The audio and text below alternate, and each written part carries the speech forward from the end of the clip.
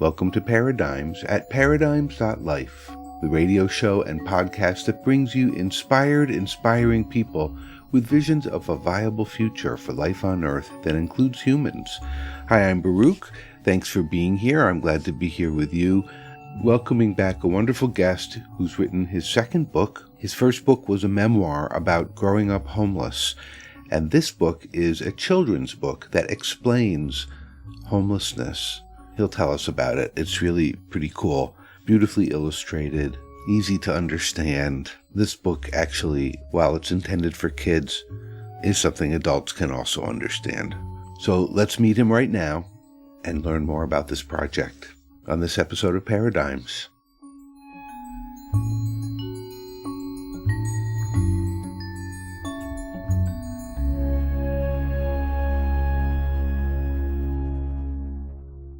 Michael Gaulden, welcome back to Paradigms. Thanks for having me again, Baruch. It's a pleasure to be here and tango one more time. Right on. Well, you've written another book. This one is a children's book called Hello Neighbor, and it's really wonderful. And I think what it's about is important, and the book itself is really lovely. Tell us a bit about the book, and then let's get into more stuff. Lovely. I love the illustrations. I have it right here. Love the illustrations by Rod Flower. Took a lot of time to craft and kind of, talk together just to get the idea out. I love to talk about the conception of the book because it came from a real conversation, a real need with community members and a lot of my homeless advocacy.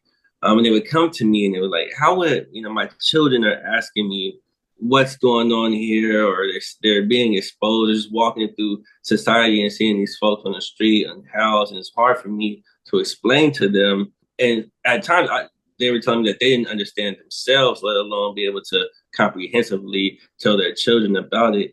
With enough of these impositions, I was like, what can I do to kind of help fill this need and kind of provide some lived experience, but also not worked in homeless services. So, I came at it from both ends now because I have extensive experience now, just seeing the ins and outs. Homelessness is an umbrella term, and I just wanted to dive in and say there's so many different shades of this term. And so, yes, I've always said that everyone's not that vagabond on the street cussing and swearing, but I wanted to pick, well, what else is out there, which led to the birth of Hello Neighbor. And I'm a cat guy, nothing against, dogs or snakes or parrots. We go pets, But I wanted to use my share my love for cats to kind of share a message and connect, because homeless cats and pets are also an issue. So I wanted to touch on both of those as well. And then with Harry, he walks you through the encampments so you don't have to go there, because I wouldn't suggest necessarily walking through an encampment. These are people's lives, but I do want you to get a picture of kind of what's going on. So it's a great book for children and, frankly, for adults to, in a very friendly, kind of soft way, because the illustrations are beautiful, help people understand what other people are experiencing.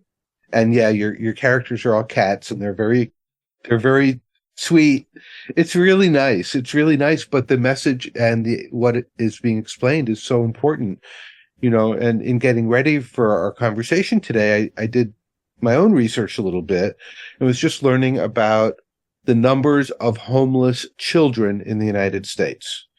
So the last big report, which ended at 2022, says just over 1 million school-age children at that time were homeless in the United States. Now, I assume that number has gone up since then. That's almost 1.5 years ago. Talk to me about, you have the lived experience and you have this work that you do. Talk to me especially about children. Yeah, and that kind of touches on my character, Kitty Kate, in the story, because I wanted to let children know that you're not alone in this, right? You will feel alone. I'm not saying that. You are not alone. And there's so many folks like Kitty Kate who never actually had a mom or a dad, or just were in a situation without their control, and they find themselves in this situation and they don't know which way to go. What I always say about the statistics, especially for homeless folks and children, is that the number to me is the baseline, because there's so many kids in the wind. It's like, where are you counting these kids? Are you counting them from school reports? Are you counting them, from all these different mechanisms, which, they do a good job on research, but there's so many kids left unaccounted for floating around. So I'll always count all these statistics as a baseline, because there's just so many out there who you can't touch, who you can't see. And the unfortunate truth about these homeless kids that is not discussed enough, in my opinion, is that they're dying. Like, a lot of school-age youth are dying at no fault to their own. I was there, I seen it, I grew up in it. And as an adult, I taught homeless youth, and I instructed them in educational programs and internships, and many passed away. It's heartbreaking, it's heart-wrenching. You see teenagers, you see elementary kids, and they all are going through the same thing. It's different social pressures, though. They're in a world where everything, the undersized society kind of just stops right there, in their youth in this, they're adolescents who aren't experienced, who don't understand. They often find themselves falling victim to either diseases. I've seen diseases you think we're immune to or something like that take kids out. I've seen kids, die overnight, and babies in those tents. It's just tough. And so that's why I search and I strive to show kids a replicable way to, maybe not make $1 million, but to get off the streets. I can't promise millionaire, all the glitz and glamour. That would be lovely for us all. But I do want the youth, especially, who at no fault of their own found themselves in below poverty, right? Homelessness is below poverty. You have to work your way up to being impoverished. Like, hey, it's going to be tough, but I need you all off the streets. You're not going to survive. And I lost many friends. Like, a lot of my friends who was homeless when I was homeless as a child, no longer alive. It's heartbreaking. And that's what a lot of these generation of kids, they're getting traumatized now. And if they do survive to adulthood, now they have to deal with everything they've experienced. I'm talking with Michael Gaulden about his new book, Hello Neighbor, a children's book that explains homelessness, houselessness. As Michael was talking about, in the book, all the people are cats. And so it's easy for kids to relate to the animals. So it's, in a way, easier to understand. You'll want to check it out. This is a book you want to see in your local public library, in your school library, and in your personal library. We'll be back with more of my conversation with Michael Gaulden. Here's a song by Paul Simon, Homeless. You're listening to Paradigms at paradigms.life.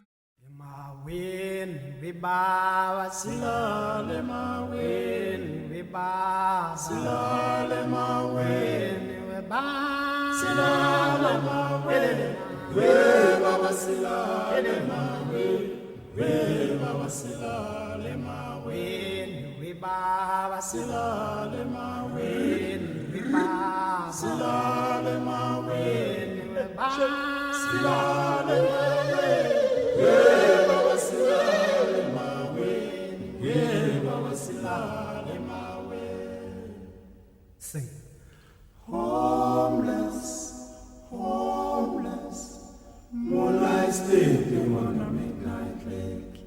Homeless, homeless, moonlight sleeping on a midnight lake. We are homeless, we are homeless, the moonlight sleeping on a midnight lake. We are homeless, homeless, homeless, the moonlight sleeping on a midnight lake. See all you, see all you, see all you. I'm see all you, see all you, see all you. See all you, I'm gonna see all you, see all you, see all you, see all you, see all you, see all you, see all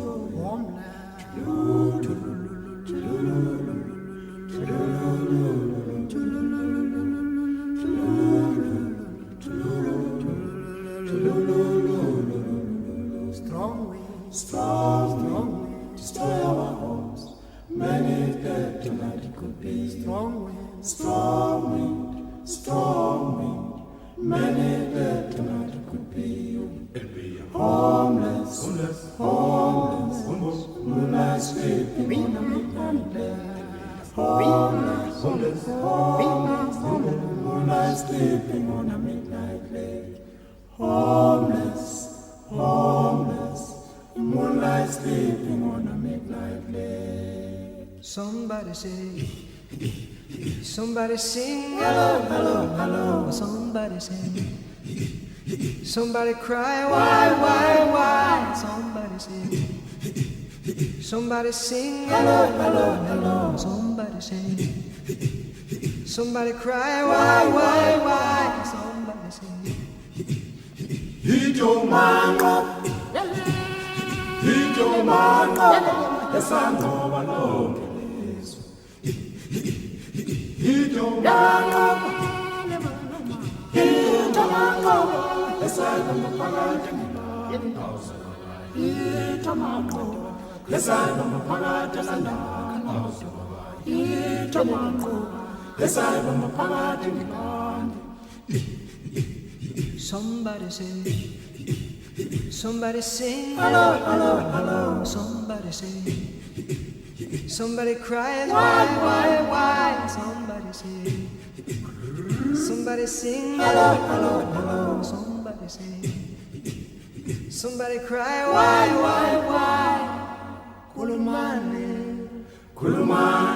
Kulumani sizwe, singenze njani, bayajabula basithanda.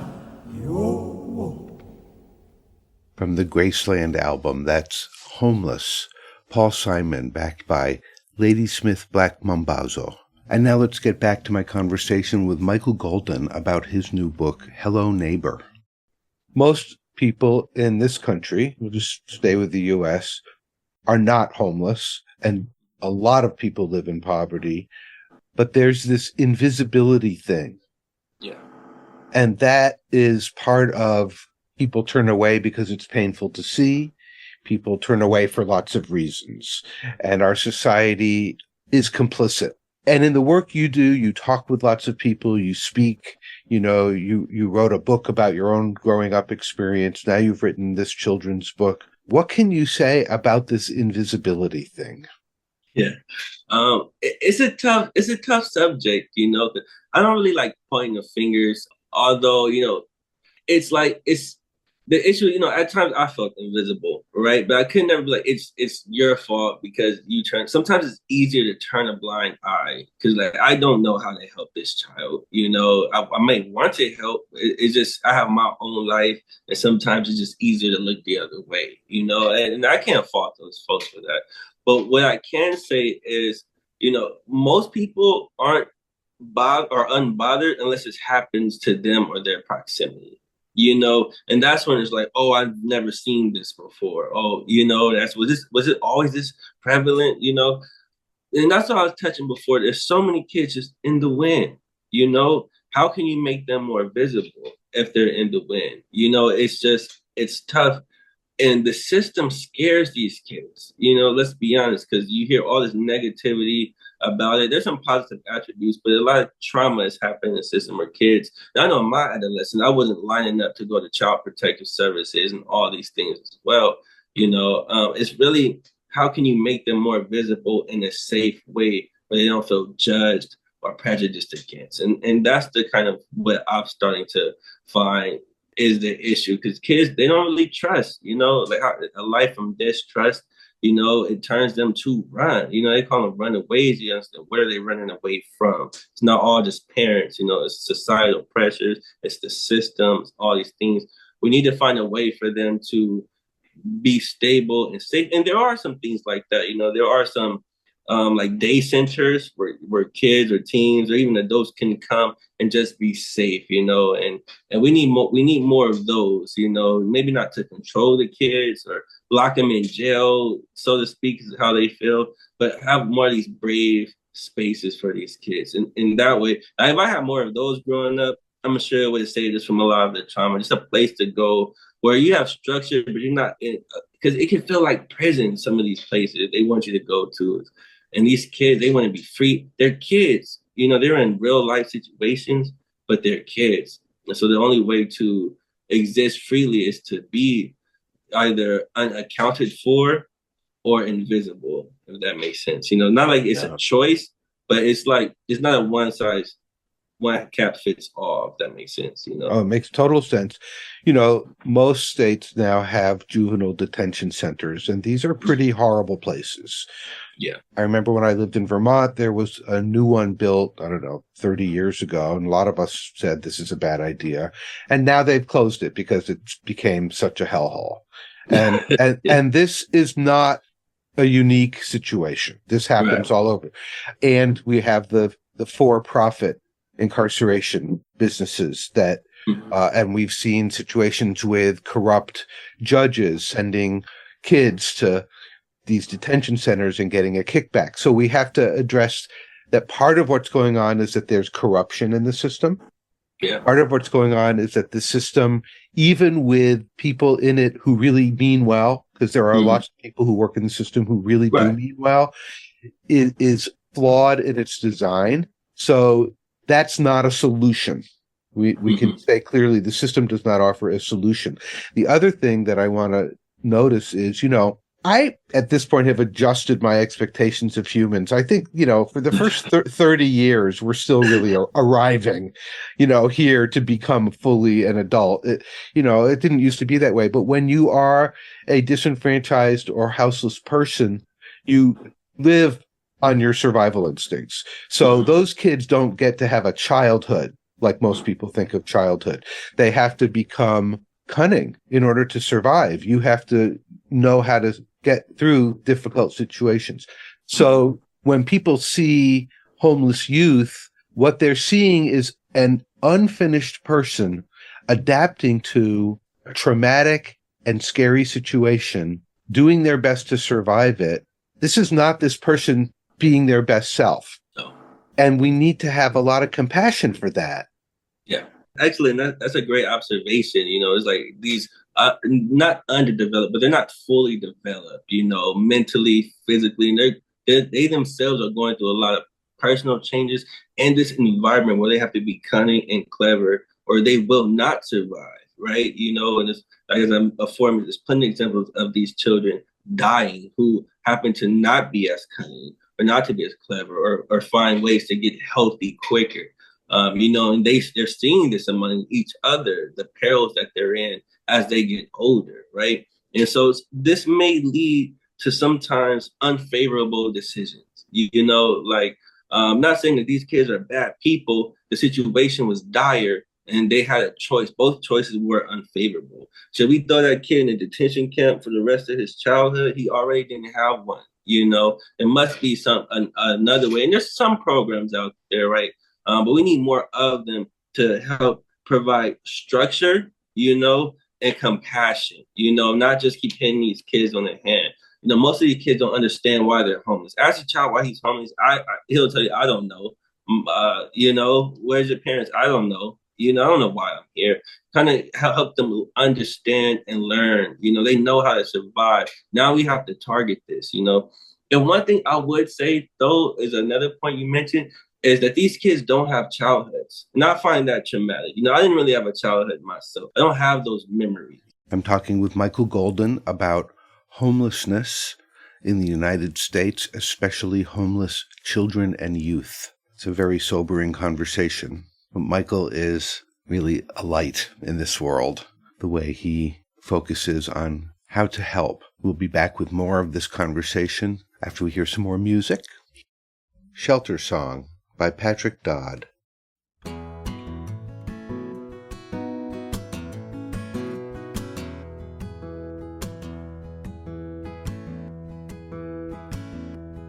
She spends her nights in a shelter and her days on the streets, looking for a permanent place.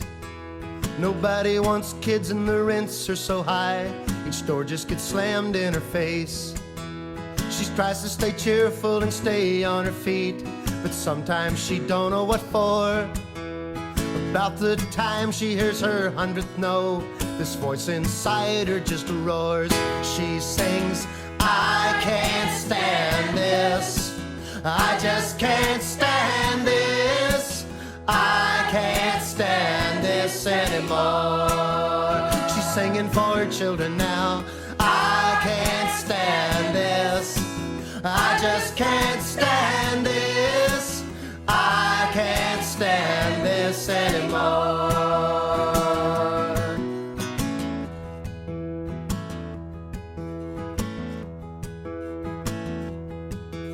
Sometimes she wonders how it got this bad, or why she's supposed to go it alone. And sometimes she feels like she'd sell her soul just to be sleeping at home.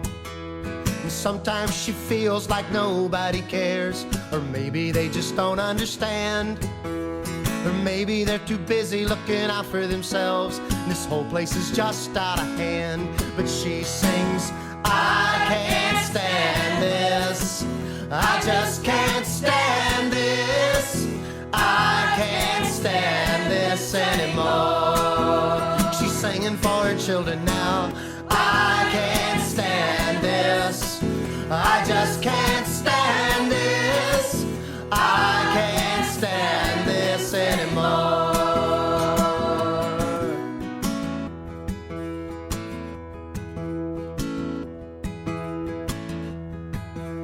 Sometimes she wonders about those millions of women who are trying hard to stay off the streets, doing what they can to raise their children right in a world where you're supposed to compete.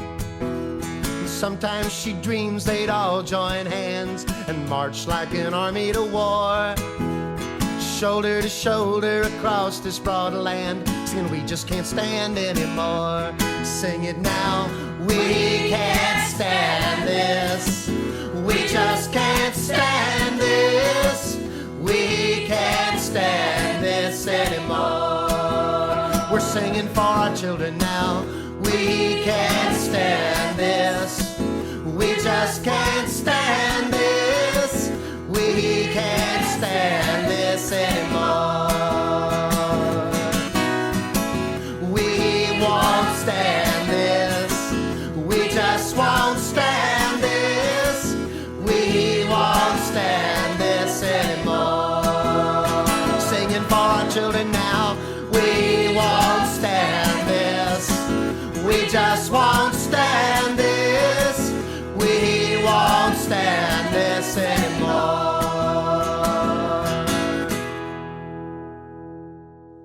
That's Patrick Dodd from his album Crimes Against the State, Shelter Song. That is a really direct hit.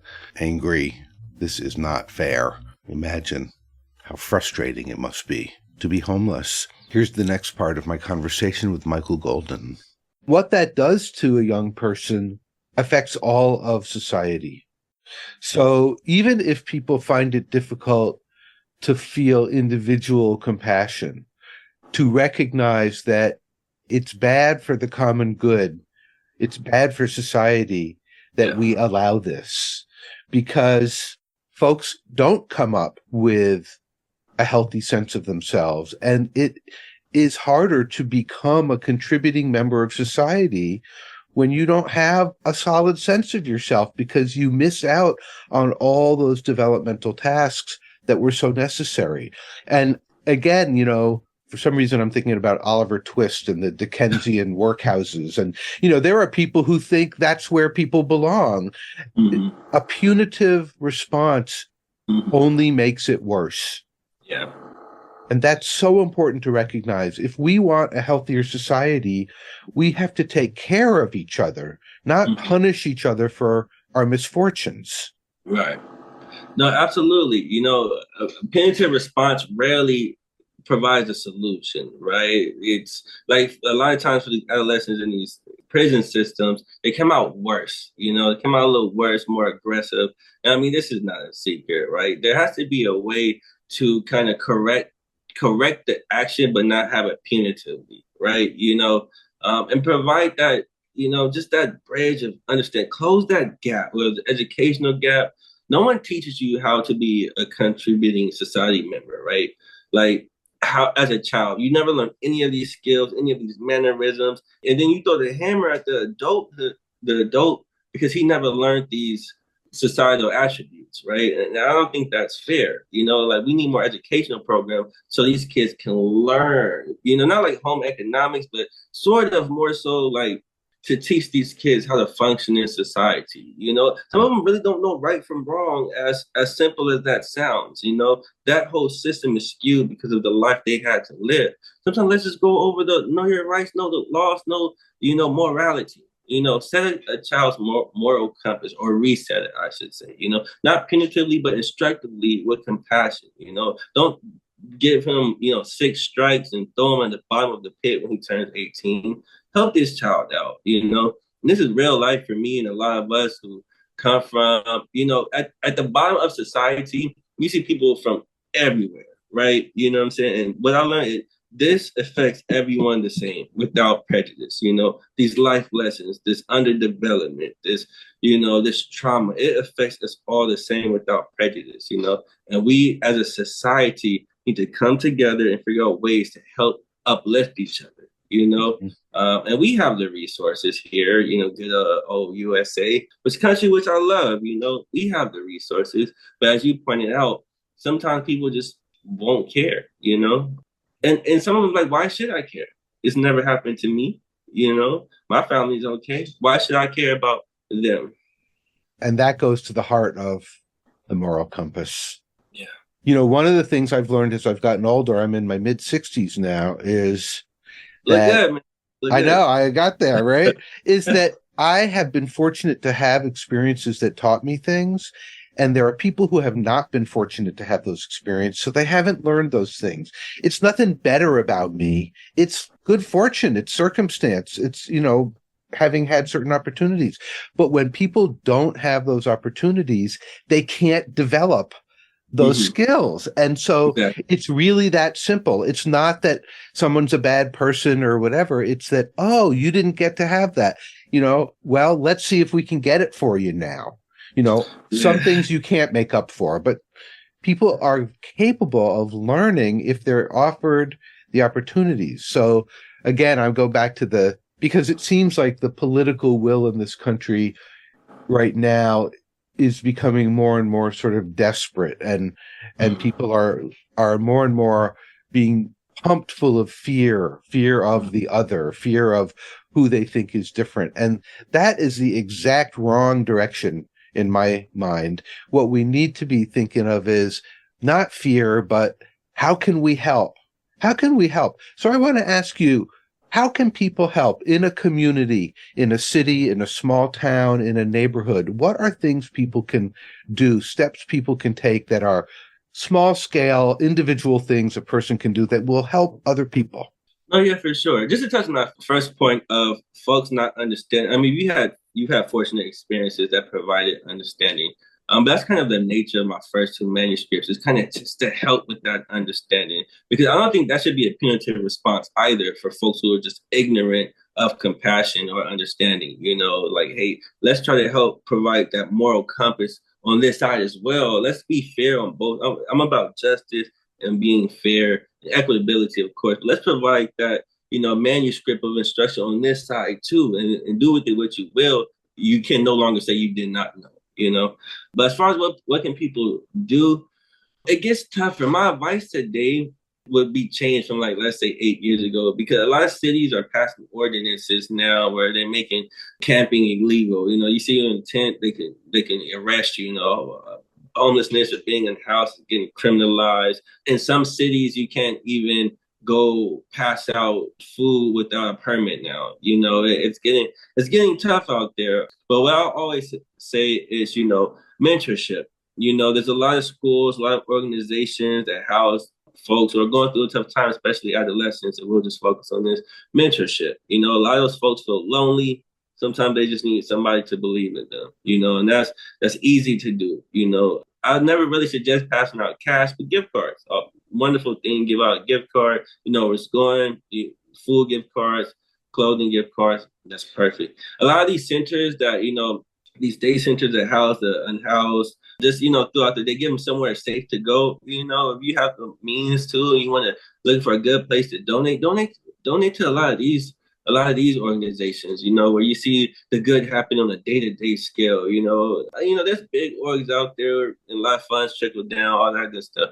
If you want your impact to go straight to the person, try to find a lot of these centers, An easy way to do it is to spread compassion from person to person, and how you talk about people in these situations, what you learn that, okay, there are kids that are actually homeless, not because they're runaways and being bad, because they don't have any parents and they're terrified of the system, or that person's a veteran and we failed him as a society, he's in a wheelchair. Well, let's show more compassion to him. How can we help direct resources to folks like this? And there is some good that's going on, and a big wave is permanent supportive housing. That's going around different cities. You can, I don't know your means and level of income, but look into things like this, because they're giving folks, families, and this wasn't really around when I was young, but they're giving them subsidized housing and things of that sort to help get them off the streets. And I think those are wonderful things, So that's things you could do in your backyard. A lot of churches, community organizations have events where they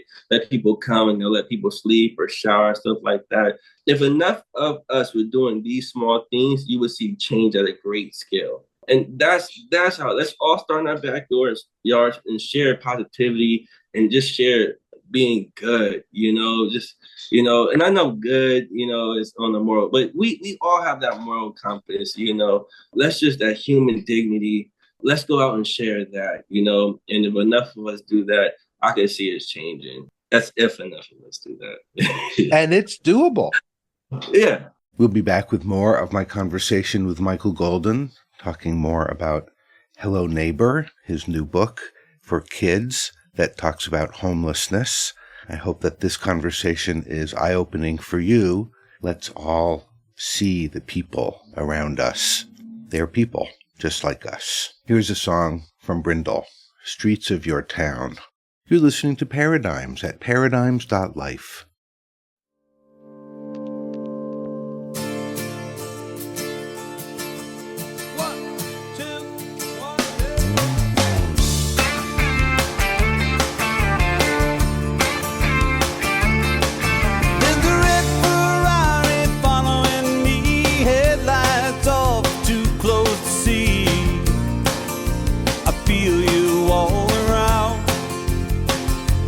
Taking me down the streets of your town. Sweet magnolias just in bloom, black light decals, quarter moon. I thought I heard a howling sound calling out from the streets of your town. The pavement swells beneath my feet. It's a one-way ticket, no retreat. I'm a walking billboard looking to settle down, one of the lost and found on the streets of your town.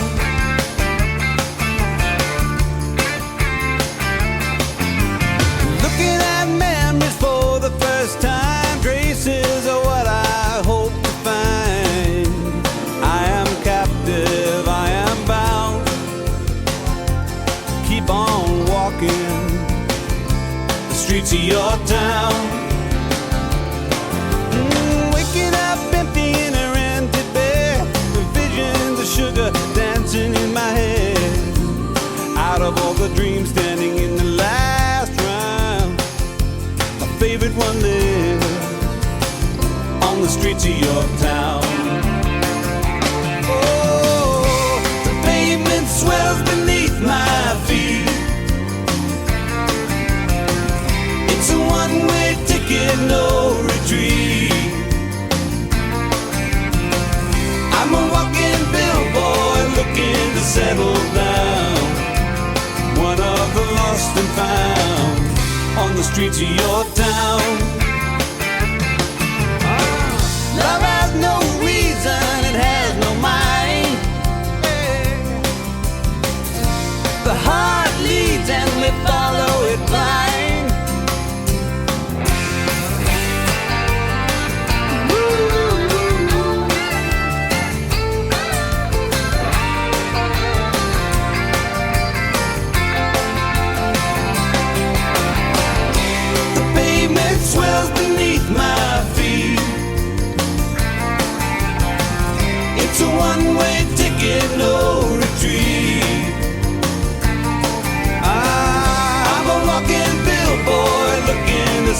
settle down. One of the lost and found on the streets of your town. I'm a walking billboard looking to settle down. One of the lost and found on the streets of your town. The streets of your town.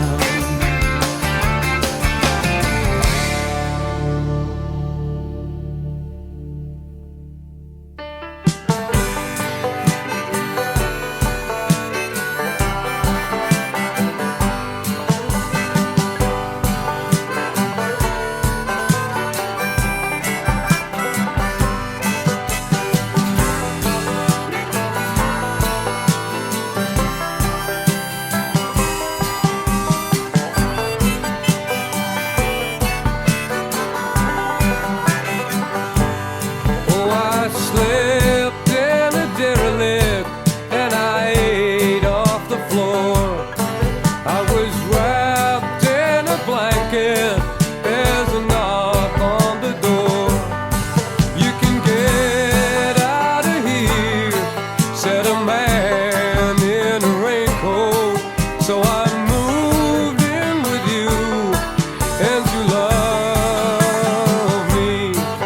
Took a trip down the highway and I spoke with my folks. It's a serious business and there's no time for jokes. You can get out of here, said a middle-aged lady.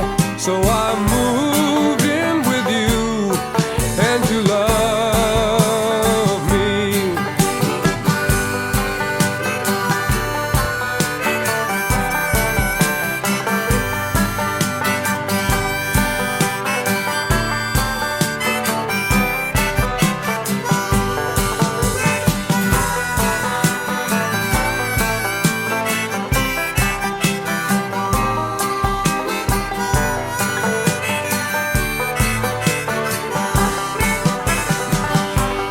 Yes, you love me, you love me.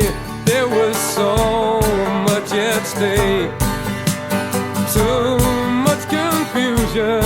I'd had all I could take. No more get out of here from a man in a raincoat. 'Cause I moved in with you and you love me.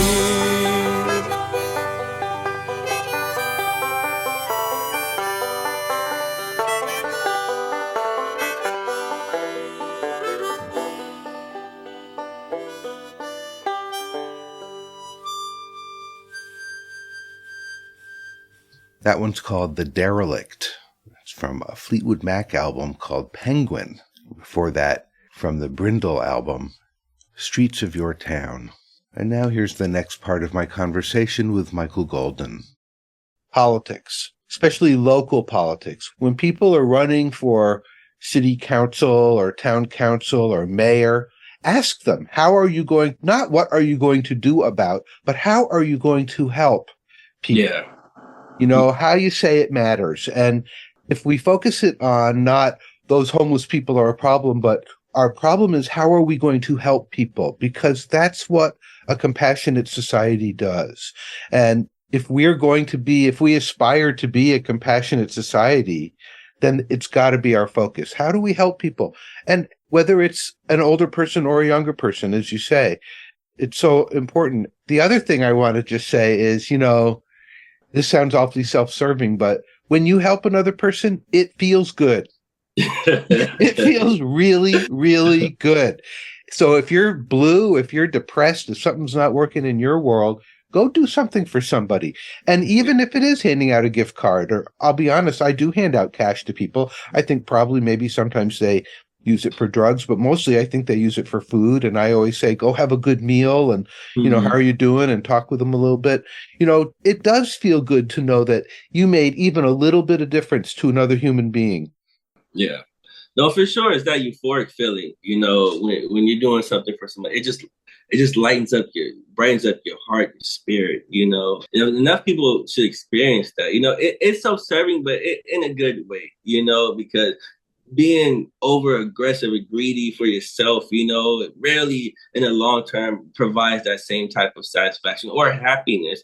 A lot of times happiness is judged, your own internal happiness is judged by the happiness you create, and that's a big thing. That's why I have that passion to serve, because sometimes I wish an older person that came down like, hey, look, this is what you do. I'm going to help simplify this process. Do X, Y, and Z, and you'll get out of this a lot quicker, versus having them. And when you see them move on, you see some reach success or just get a situation. It's just such a bright feeling, So I completely agree. But yeah, the politics of it all sometimes. A big part of that, how is the why? Like a lot of folks, how can you fix a problem if you don't understand why it's really happening? Like there are some folks who are, let's be honest and speak truthfully, on narcotics and doing that stuff. Like let's not ignore that. That's really happening. There's just a lot of folks who aren't. We could help subsidize some of these low income families from being evicted in the first place. Maybe that'll wipe off a good proportion. We had these ready to go programs for all veterans, which, a lot of cities are doing good jobs at the vets now, that'll wipe off a good population. What domestic violence victims? If we had these programs to rapidly rehouse these folks, that'll wipe off a good part of the population. And you'll see the decrease. You have to understand why in order to know how to do that. You just can't say, like you're saying, these folks are a problem, let's throw them in. You didn't say, let's throw them in jail. That's what we hear. Let's criminalize them. Let's lower their barriers for long-term housing, get them housed, that the economy's flowing, money's flowing, you got to pay rent, in different ways. Let's do that, that's the winning side. But people don't care to understand why. They don't care to learn how. They're just like, I see them on the streets. I don't want to see them on the streets.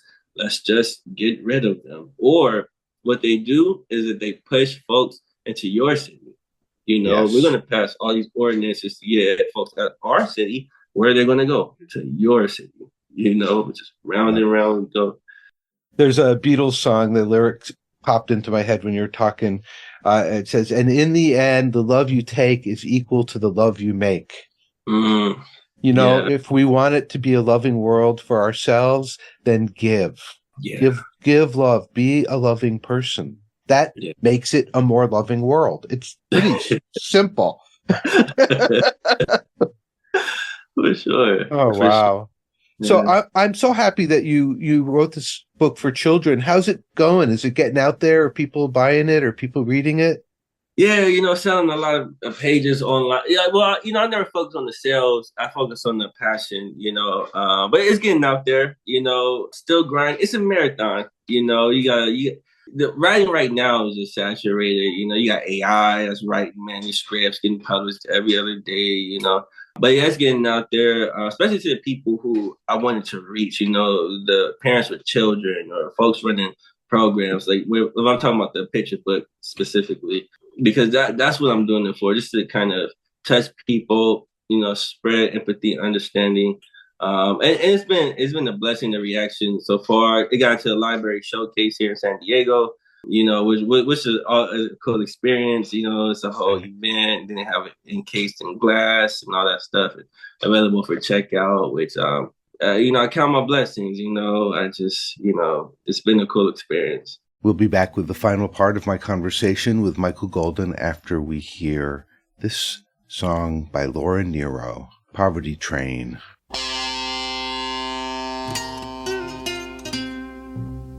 Let's go for the poverty train.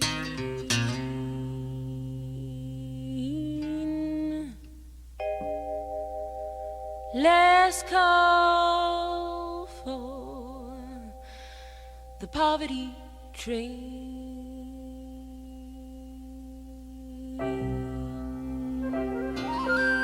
Yeah.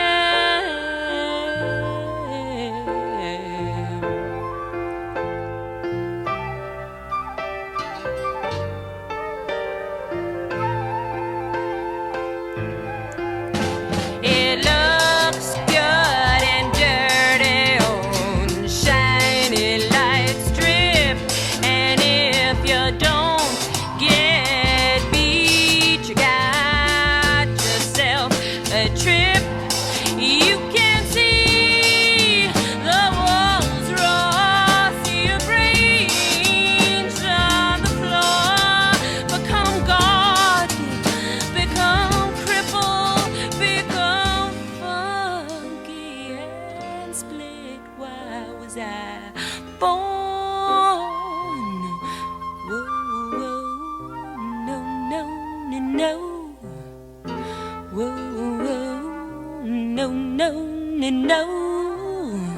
No, no, no, no. Oh, baby, I just saw the devil and he's smiling at me. I heard my bones cry, devil, why's it got to be? Devil played with my brother.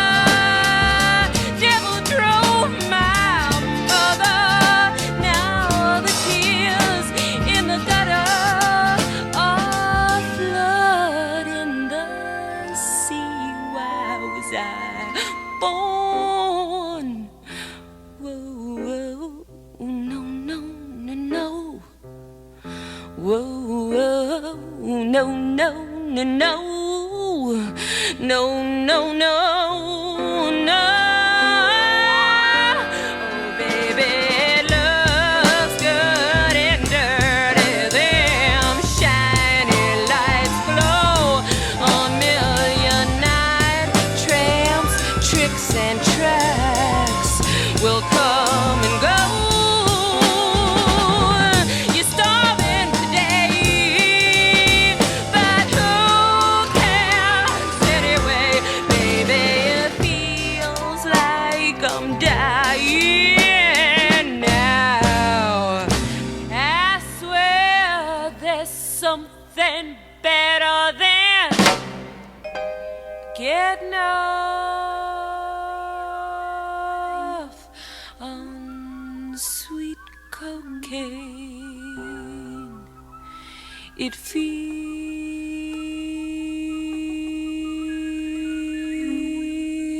so good. It feels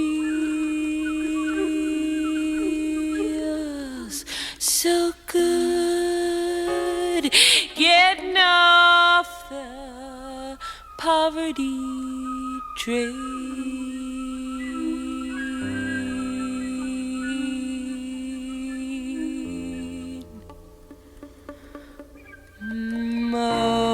Morning.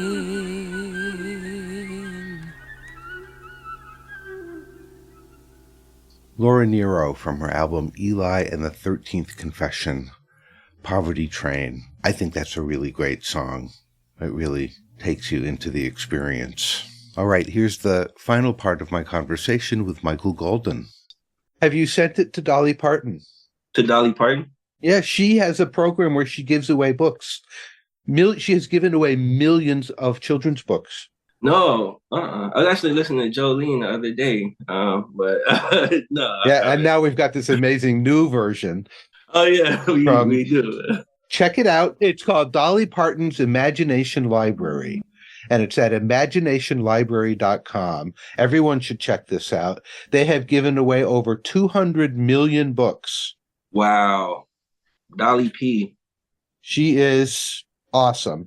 This might be a book that they would want to distribute. Yeah, for sure. I'll definitely check it out. Thanks for that. I didn't even know she did that. That's amazing. I mean, everybody needs to check out Dolly Parton. What do you say, Imagination Library? Yeah, it's imaginationlibrary.com. That's amazing. Wow. Yeah, I'll definitely check it out. It's just, definitely, see just the process. But that's amazing that she does that. That's pretty cool. See, we need more of that. More people should know about that. That's amazing. I'm just glad that you did this, and it is a really beautiful book. The illustrations Rod did a beautiful job. Please tell him I said so. And I'm really glad it got into the library in San Diego, and hopefully lots of people will want it from listening to our conversation. Yeah. Yeah, hopefully, Hello Neighbor, just a love passion. Getting the anthropomorphic cats idea down took some time, but these things take time when it's a labor of the heart, and I hope it spreads light, positivity. I hope people enjoy the art. Rob put his heart and soul into it. Hope people enjoy the captions, the words, and the city where they live. It could be your city, it could be anywhere. You'll see these characters in your communities, and you'll have a better understanding of how to explain them or just show. So, and I definitely thank you again for chatting with me too. It's always nice to speak with you. But yeah, I'm excited about it. I definitely think we'll do some good and spread some hope. Well, thank you for talking with me, Michael, because you're a really a beautiful soul in this world, and you came through some hard times, which I have to say, I'm sorry you had hard times, but look at what you've done with them. You're helping people, and that is what matters. Oh, thanks. Yeah, I don't believe it should be as hard, for the next generation. I really don't. Some people would be like, "Oh, it happened to me," let it happen to them. But I just disagree with that. It's like some things were just so tough. Now, sometimes I was just so lost, especially like 16, 15, or even trying to understand what fully happened as I got older.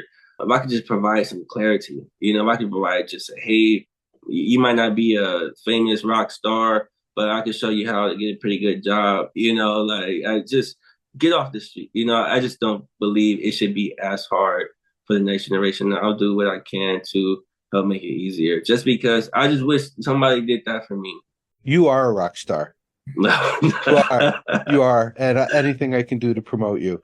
So thank you. Thank you as well. Thanks so much. Thanks for the insight, the wisdom. Thanks for the tips. I really appreciate the advice. And, you're providing hope, spreading that positivity. Can be more elated and ecstatic to speak with you, as always. Well, until next time. Gaulden, thank you so much for coming back to Paradigms to talk about your new book, Hello Neighbor, illustrated by Rod Flower. Beautiful book that, through the eyes of Harry the cat, explains homelessness, takes us through a homeless encampment, helps us to understand what people are going through. It's a really wonderful book. Michael's first book was a memoir called My Way Home, about his life growing up without a home. You can learn more about both books on Michael's website, michaelgaulden.com. It's michaelgaulden.com. Check him out.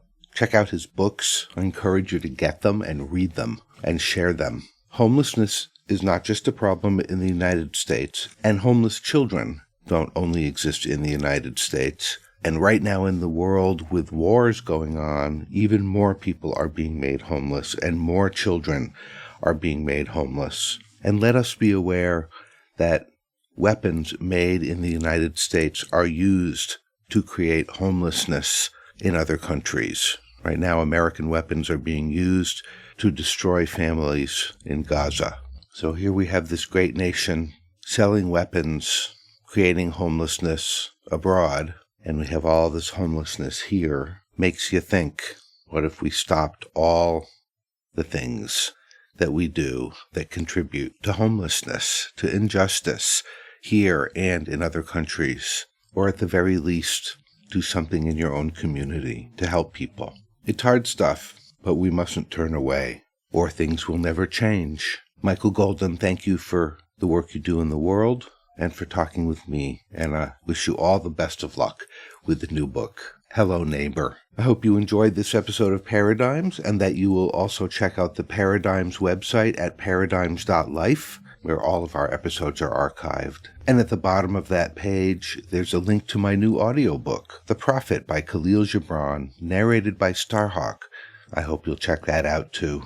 Timeless wisdom. I continue to believe that most human beings are really decent people who don't wish to cause harm, who just want to live their lives with their families, in their communities, and enjoy being human. The terrible things that humans do to each other are almost always at the behest of government or religion.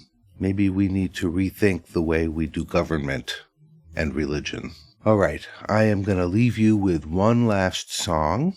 This one is Ben Harper's Homeless Child. And let's let the word for the week be generosity. Let's be generous, whatever that means to you. All right. Baruch signing off for this episode of Paradigms. We'll be back next time with more inspiring people. Until then, be generous, and be well.